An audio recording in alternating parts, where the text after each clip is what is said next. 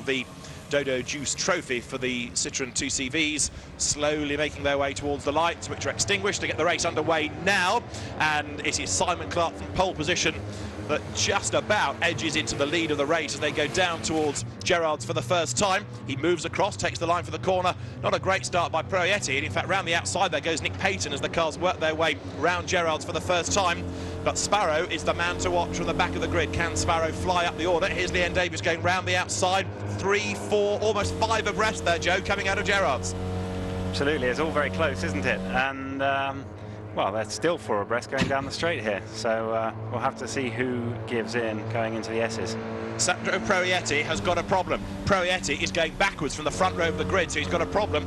Having started on the outside of row 1, you saw him going backwards in the pack. Meantime, Pete Sparrow has got himself up a handful of places already, and there are more to be gained before the end of the lap. But Simon Clark, can somebody tell him this isn't how you do it in De Chauveau racing? He's got a big gap already at the end of lap 1, and I don't think that's allowed. He comes out of the hairpin with about, what, 4 or 5 tin snails lengths between him and everybody else. Out of the devil's elbow he will come. Second is everybody else by the look of it. Look at this. Brilliant sight, pouring their way out of the devil's elbow, over the line. So second at the moment is Nick Payton, and third equal, Sammy Fritchley, and alongside, as she went over the line, was Michael Fox. Fifth, Alec Graham. And where do we get Sparrow? He's 12th at the end of the first lap. How about that? He's done 50% of it already, so in answer to your earlier question, yes, I think he probably can get up to the front.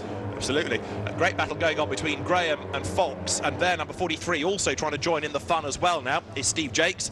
And Simon Clark's lead, I think, is being eroded because Nick Payton, who's been a winner already this season, is starting to hunt him down as they come towards the S's.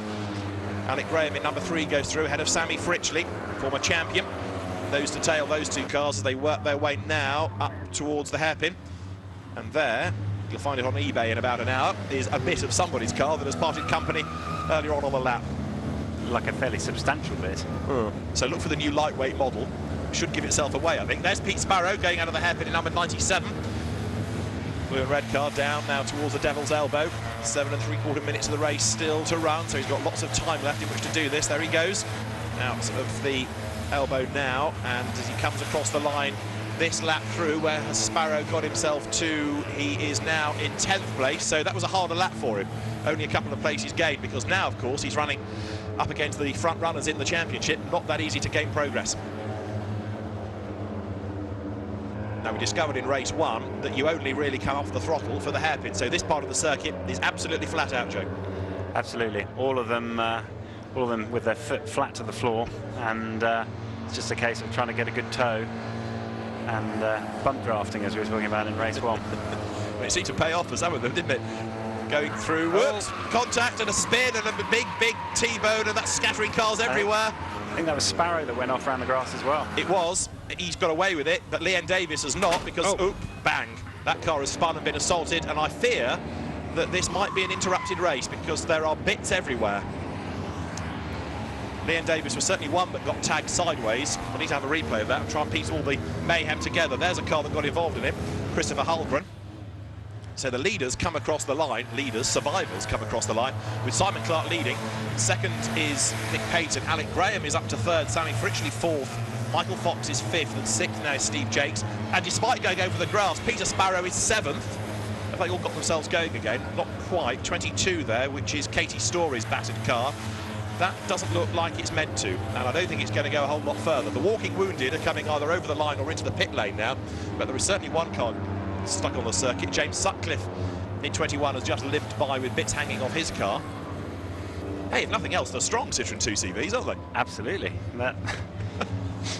It's all very exciting, and if anything, it's just given Mr. Sparrow a bit of a hand, because he's now in 7th, and keeping a good eye on him, and despite going over the grass so far, he was still only 2 seconds off the pace. Well, the extraordinary thing is that at one shot we had, the circuit was virtually blocked, and now they've all managed to sort of leave the scene of the crime.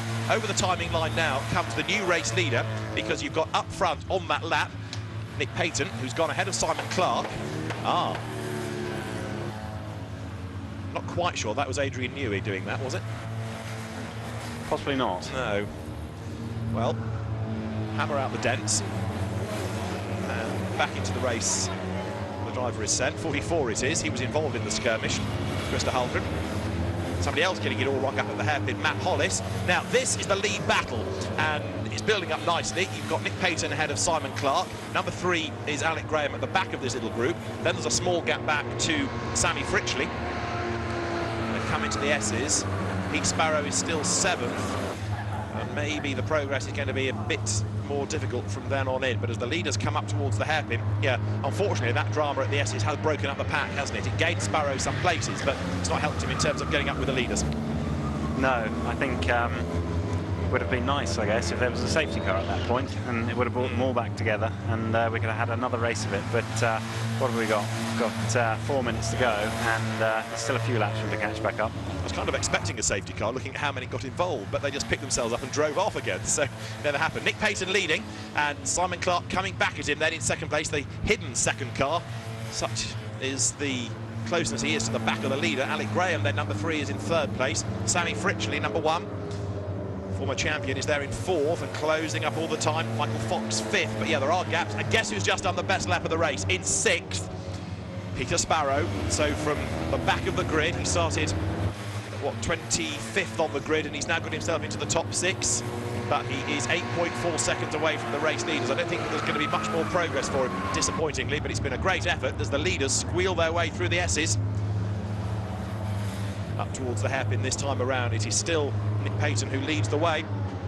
He had a victory at Alton Park in the 2nd race of the year. He's leading here. So Simon Clark turns his way out of the hairpin. Alec Graham is still on the tail of them as well. He had 2nd at Alton Park, and Sparrow comes out of the hairpin now. He's hanging on in there in 6th place. He's done the best lap of the race, but I think that's about as good as it's going to get. And behind him is Sandro Proietti. Remember, I said he was slow on the first lap. He made a pit stop. He's rejoined the race, and the car has gone much, much better since. Trouble is, he's a lap down, so there's not much progress to be made from there. 3 minutes to go.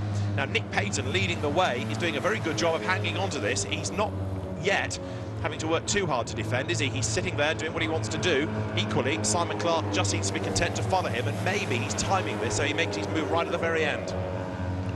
Quite possibly. Also keeping an eye on Alec Graham in 3rd, because he's actually caught right up on the back of them. Indeed so. And look at that for 4th in the background. Fritchley and Fox overlapping as they go down towards the S's. Tyres getting some more punishment. But after all the drama at the S's a few laps ago, only one car did we lose. There it was, Katie Story's car parked by the side of the road, proving that these two CVs are good and strong.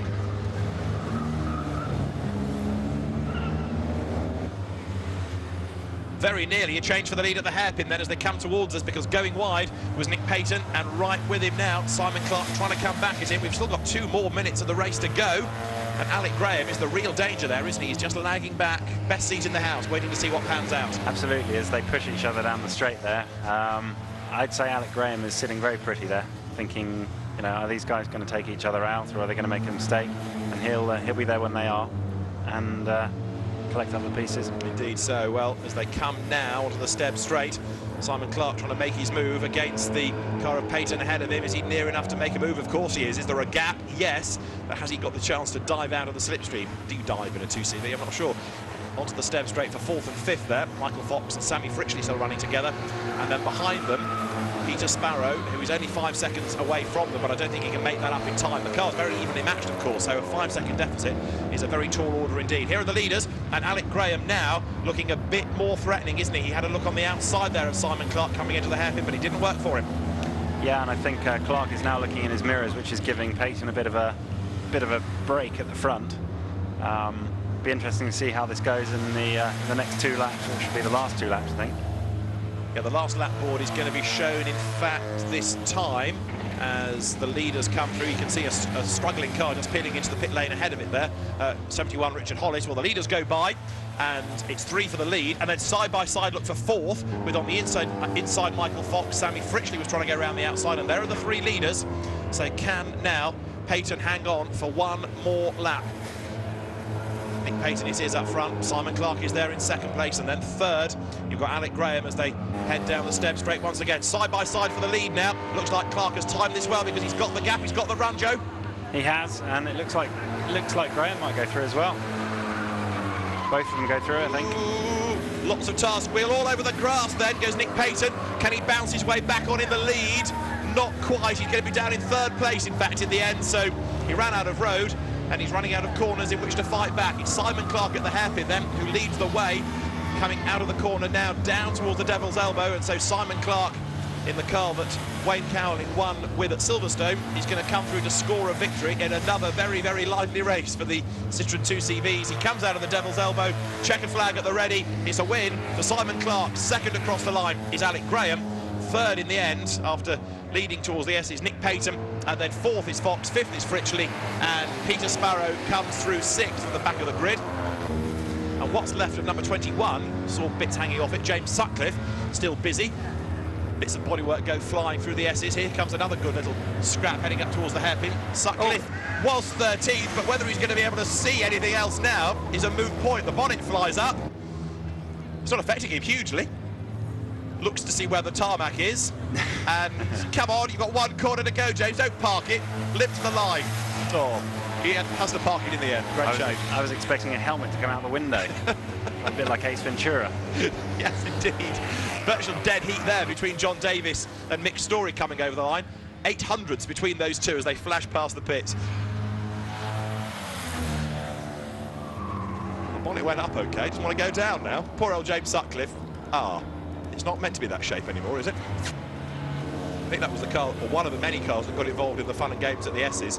And with a corner to go, the bonnet flies up and poor old James Sutcliffe can't see a thing. So he'd already lost lots of bodywork, and now he's got this disfigured bonnet to cope with as well. And all the drama at the S's. Let's see if we can piece together exactly what happened and do some car spotting, because it broke out in midfield. We know that Leanne Davis was involved in all of it. So 44, I think Christopher Halgren triggered it by hitting Richard Hollis. Sparrow goes onto the grass. Leanne Davis throws the car sideways in avoidance. Sutcliffe gets involved and the bonnet flies up then. So he managed to carry on. Davis got hit in the side. And at that point, you think, well, it's going to be the safety car, isn't it? But they all pick themselves up and just drive off. Absolutely, they're fairly resilient, aren't they? Absolutely right. Bits lying in the middle of the road. This was how Leanne Davis saw it. Now they're spinning ahead of him, going through the S's. So what does he do? He flings the car sideways in avoidance and spins and hits one car, and then, wait for the bang. It's quite a hit, that. Absolutely. Rattled his fillings. So Leanne Davis, in the end, finished 15th.